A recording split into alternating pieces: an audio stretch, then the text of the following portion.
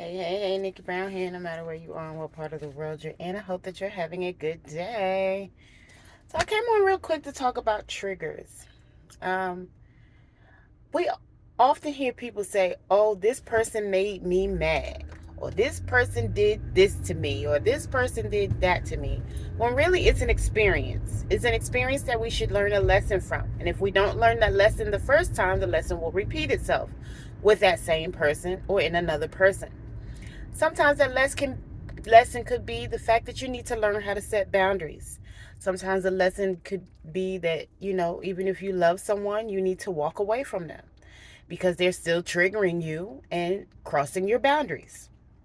Um, Sometimes that lesson could be that you need to learn to stand up for yourself, right? Sometimes that lesson could be to not allow things to bother you as much. Like, don't take it personal. Because a lot of times the things that people say or do have everything to do with them and what they've experienced and nothing to do with you and what you've experienced. But for some reason, you were triggered by it because of something that had something to do with what you experienced 9 times out of 10 from your past, whether it was in your childhood, as a teenager, or as an adult, having experiences with other adults. A lot of times it's not personal. People do things that make them happy or please them or make them In feel 800 feet, comfortable, turn left onto the ramp to I-85 North. or that make them feel comfortable. Like, I laugh a lot. Sometimes I'm genuinely laughing because I think it's funny, and sometimes it's nervous and uncomfortable laughter. Like, especially if someone's expressing some type of feeling or emotion that makes me feel uncomfortable, I'm not necessarily going to share that same level of comfort. I'm going to laugh because I can relate to it. But Turn left onto the ramp to I-85 North. But some people find that to be condescending. But the person who has that nervous or uncomfortable laughter is not intentionally trying to be In condescending. a quarter mile, merge onto I-85 North. So some people will get mad and they say, oh, don't laugh, or why are you laughing at me, or it's not funny, when again, it has nothing to do with you or whether or not it's actually funny. It makes this person feel nervous or uncomfortable, and the way that they deal with that is by laughing.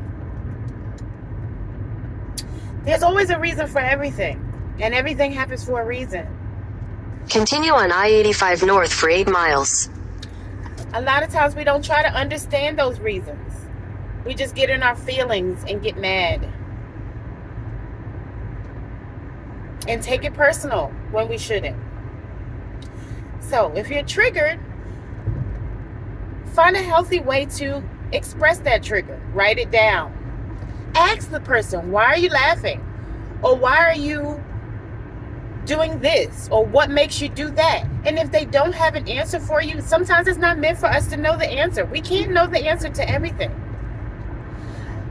Even when we're dating someone, I hear, especially women, but men too, oh, well, why didn't he call me? Why didn't he ask me out? Because they didn't want to. So that's your trigger to either leave that person alone or accept whatever the relationship is going to be. Whether it be, just they call you on occasion, they come by at night, just to come, have a little fun.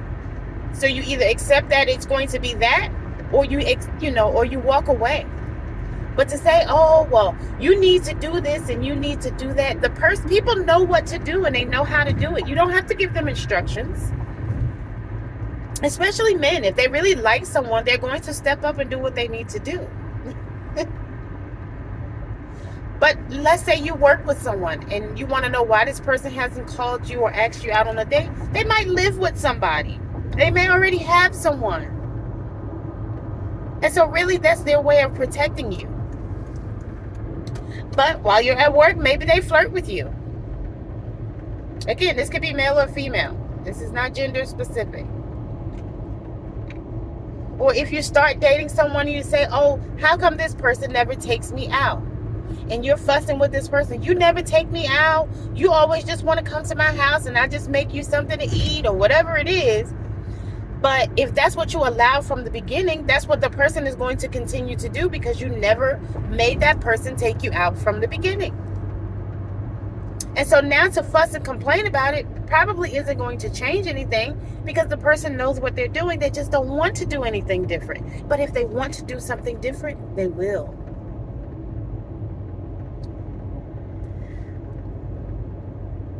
Right? So, again, the next time you're triggered, try writing it down. Or you don't have to if you don't want to. But again, fussing and complaining with somebody who already knows what they're doing isn't going to change it. Even if somebody's trying to sabotage you or provoke you to do something at work, saying, oh, you always doing this and you always doing that. Why are you? Because they're doing it intentionally. Why are you asking them why? They know what they're doing. And as soon as you finish fussing, that's what they do. Go somewhere and laugh. Oh, yeah, I got him. I got her. They were saying so-and-so and so-and-so. Because they know what they're doing. And they're hoping that it triggers you. They're hoping to make you mad. They're hoping to provoke you. They're hoping that it makes you cuss them out or put your hands on them to the point where you no longer work there. Because then you can move out of their way because they have an agenda anyway. Although they don't realize that their behavior and their attitude is preventing them from having the thing that they want. But they think by, knocking other people off and stopping them from working there, that's going to get them to where they need to be. So you let them do it and you ignore them.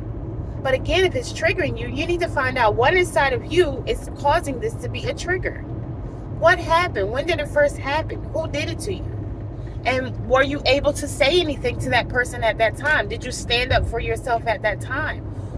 Even if it was a parent, did you say anything? There are lots of kids who stand up to their parents and they don't care what the consequences are.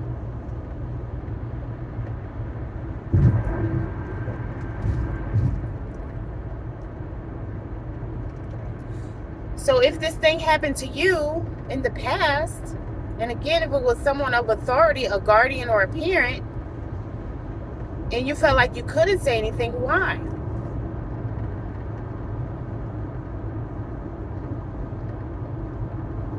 I know I experienced that. I still can't talk to my mom.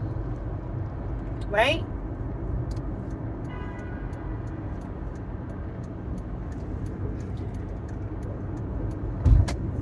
But the reasons I can't talk to her now are different than the reasons that I couldn't talk to her when I was younger, because I worked through those triggers. I worked through the reasons why. And again, if you write down the top 5 people who trigger you, and you really think about it, 9 times out of 10, it has something to do with somebody else in your life. So if your top 5 is, say, even if that person is no longer here, right? That person is no longer with you, but someone in your life right now reminds you of that person, it has something to do with that original person. It could be a mom, a dad, a sister, a cousin, an uncle, a teacher, a classmate, your first spouse or relationship. Who does that person remind you of? And why is this person triggering you? 9 times out of 10, most people can come up with a story. Oh, I remember when so-and-so did such and such. Even when you say you don't like someone, you don't like that person because they're triggering you. But 9 times out of 10, you cannot articulate a good reason why you don't like this person. You have no idea. Well, they said this and they did that.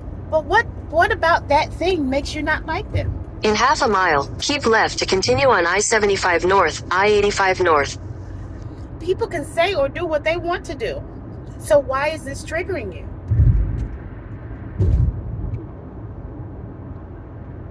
If you need to cry, scream, write it down, write a poem, write it in a journal. Keep left to continue on I-75 North. Write it in a journal, but get it out in a healthy way. And stop lashing out on people or getting an attitude and being mad for weeks. Continue on I-75 North for 2 miles. And being mad for days, weeks, and months over something really petty and foolish that you probably don't need to be mad about. As always, love y'all. Hope this was helpful.